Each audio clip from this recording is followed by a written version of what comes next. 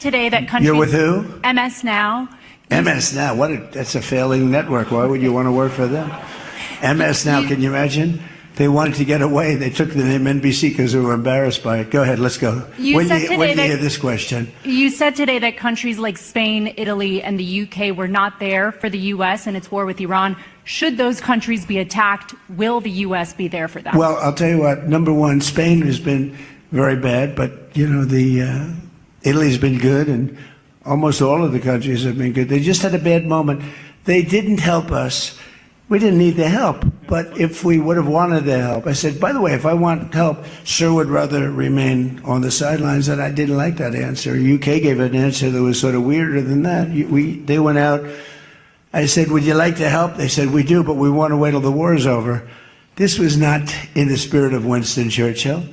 So, yeah, I mean, I'll tell you what, I can only say if there's one word that comes out of today, it's unification. I've never seen anything like it. Every one of those countries, they love us, they love each other. That was tremendous unification. It was a nice thing to say, and it was a very fair question, too. Yeah. Green? Yeah, you're wearing green, right?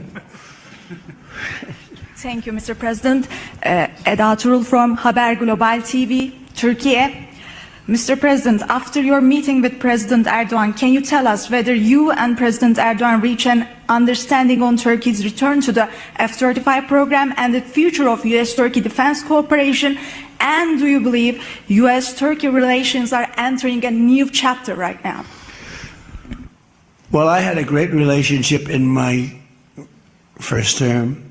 You remember Pastor Brunson, and he was put in jail for 35 years, and I called. He was an evangelical hero, actually, very good man.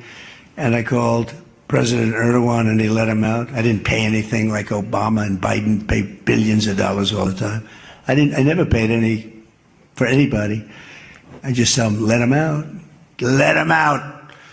But in this case, I didn't say it the second way. I said it the first way. I said, look, he's a good man. He's highly respected in the evangelical, and I'd like you to let him out. And he was in my office, in the Oval Office the following day, Pastor Brunson. I had a great relationship. When Sleepy Joe Biden got in, bad things happened with a lot of things between the border. Everything was bad. We were laughed at all over the world, and we had a very bad relationship with a lot of countries. I think Turkey was one of those countries. But that changed on November 5th when we had the election. And it's one of our best relationships. We have a great relationship. And they're talking about the F-35 airplane, and it's the best plane, and everybody wants it. And we have to make a decision who we give it to. I mean, my inclination, because he stayed out of, he's not a huge fan of Bibi, and he's not a huge fan of Israel, but he stayed out of that war. He could have gone into that war very easily, and he didn't. At my request, he stayed out of that war. He's been a very good ally. I mean, Marco could tell you we have a very strong relationship with Turkey. You know, it's a very big country.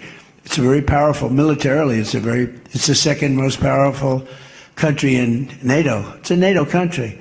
So whether or not we do that, I haven't totally